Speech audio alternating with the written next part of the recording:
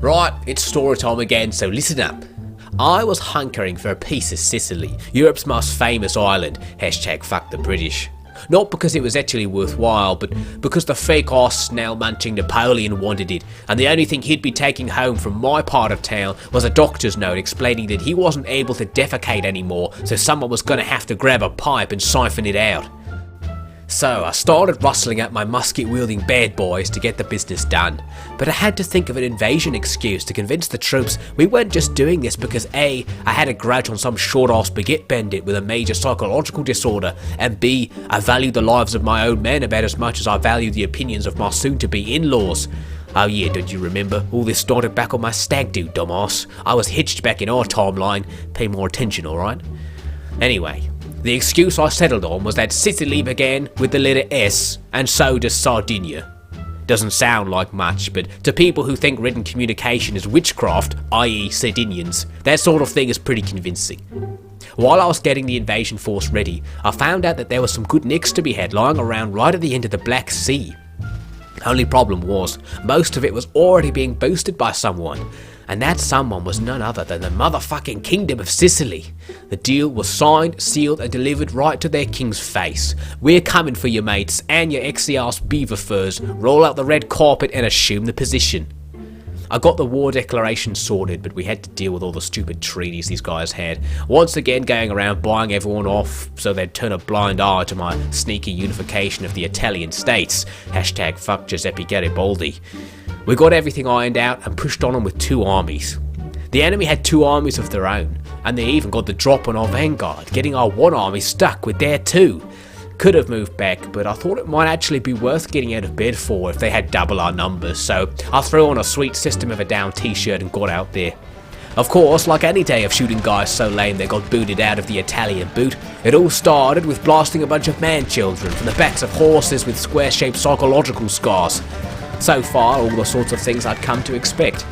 But all that came after this moment was brand new, fresh, out-of-the-box tactical comedy, so listen up. First, the enemy decided to try and attack us with like 2 guys, while the rest of their men just pissed about on the other side of town, probably waiting for Apple Maps to stop glitching out and show them where the battle was. The suckers making the attack realised they were being sent to their deaths just to show their general whether our guns worked and decided to get out of there. The right choice. If my own men had been in the same situation, I don't think they would have worked it out, so kudos to those buffoons. Thought I'd reward them by killing them last. Next up, there was a report that the enemy had been sighted behind us. Sure enough, one of their generals was waltzing around at our back lines, showing off his ninja skills for getting back there, I guess. But his ninja master would have been ashamed at how fucking easy it was for my artillery to land a piping hot cannonball right in his smug face. My boys had done me proud, pulling off a cheeky backwards trick shot to ice rear attack Ronaldo back there, and then my generale de ignorante went off and scared the survivors with his face for radio. And what was the enemy main force doing while all this went on? I don't know, basically fuck all. Rushing about so crazily, I guess their general was having a seizure, making his men think his mad pointing and gesticulating was meant to be orders for his master plan. Or at least I hope that's what it was. If not, then maybe Sardinia was about to get shifted out of the bottom spot on the inter-island RQ challenge tables. So, we had a little fun giving their messy lines a blasting, but there were more mysterious riders appearing behind us.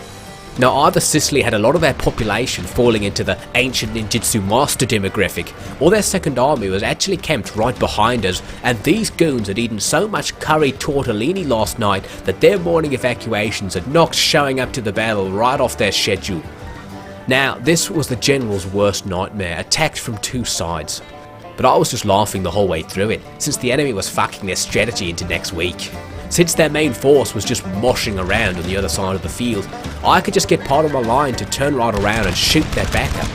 A couple of loud noises later, the enemy's rear attack had turned into yet another game of who would win, 400 guys with guns, or 50 guys with brown-stained trousers and giant tin openers.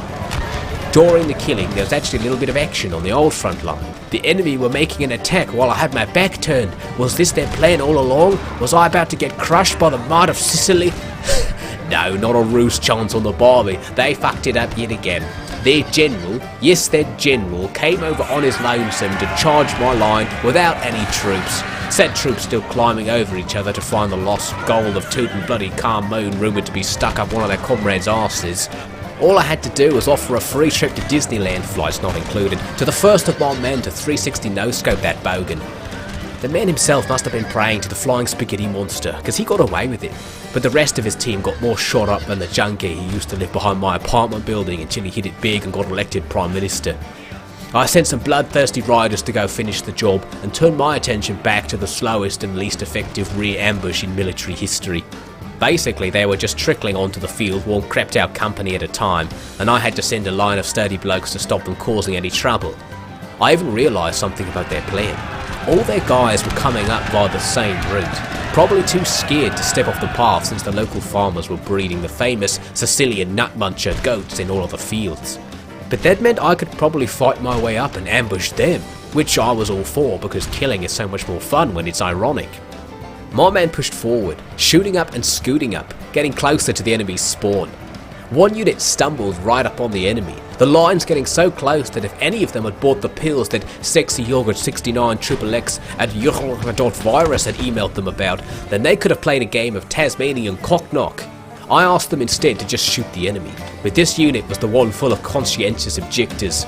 They didn't object to the war, mind you, just to learning how to speak, listen, or do just about any other of the basic skills differentiating humans from my old washing machine. It all worked out in the end. Some of them pulled the triggers by mistake, and my horse dudes were around to clear stuff up anyway. So we killed those guys and pushed on. Soon my plan had been completed. We formed up right where the enemy were arriving, ready to give them a hefty Sardinian welcome. Many of my little robots were slow on the uptake, but most of them worked out that we needed to shoot the enemy and got the job done. Every enemy unit that came onto the field got toasted up and served to the earthworms, leaving nothing of their second army but a trail of guys running to get their second change of trousers that morning. Nice. But of course, we still needed to close the coffin on that first army, so I had my guys walk around to the other side of town to see what the fuss was all about.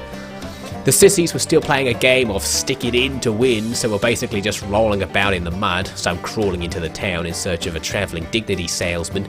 I took the chance to get my men all around them, switching back and forth between laughing and shooting. With their general dead and their jimmies rustled beyond all recognition, they realised it was time to scalpel, but it was too late by an outback mile. I sent in the squads of 6 legs and swords to sort the Sicilian slaughter session. When the dust had settled, the result of the battle was clear. Sicily was totally fucked. Remember, I had another army in reserve, so right then it was our 2 armies against whatever scraps of mobile, mouth-breathing microbial incubators they could muster. Basically, we owned shit up and I was now king of Sardinia, Pope Town, Napoleon City and Sicily. The Sicilian trade fleet committed ritual suicide apparently, meaning my first order of business was to muscle in on their contracts so that I could become even more ball-bustingly rich. So, I'd kept those grubby French bits off Sicily and levelled up my commodity trafficking game, pretty nice. But the fun only lasted about 6 weeks, because after that, I got news that there was some kind of revolution going on and that these dirty provincials wanted not only Sicily for themselves, but all of Italy. Unfortunately, I'd only left half my men on the island, sending the rest back to duct tape the mouths of the Napes who were complaining almost as loudly. And there were lots of these rebels, let me tell ya. It was like looking out at the crowd at a fedora convention, both in terms of the numbers and in terms of how sick it made you feel. Before I could do anything, they were storming my strongholds, coming out of the woodwork with heavy cavalry, dragoons for fuck's sake, and 6-pounder guns that my men didn't even know existed. Where these backwater islanders were hiding the war machine to produce these super soldiers, I don't know.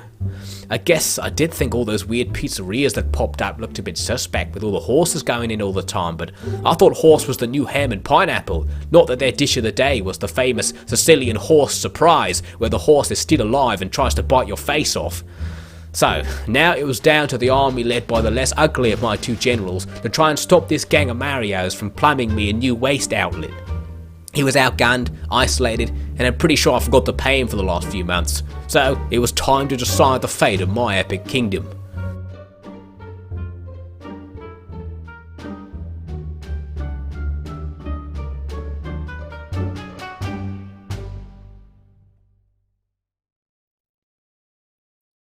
Please rise for the motherfucking national anthem.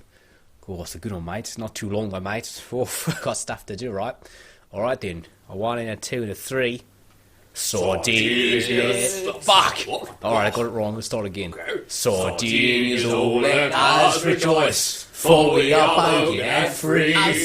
We slave for soil and wealth for toil. Sardinia's gift by sea. Our land abounds in stolen gifts of beauty rich and rare. I mean, for God's sake, we've got Sugarfield Tusk. It was Sardinia fair. Smashing titties, then let us sing. It was Sardinia fair. Cool. That was alright, wasn't it? That was a true blue singing session. Alright, mates, let's get back to it. Oh, that's a good dose of ember, mates. Ooh.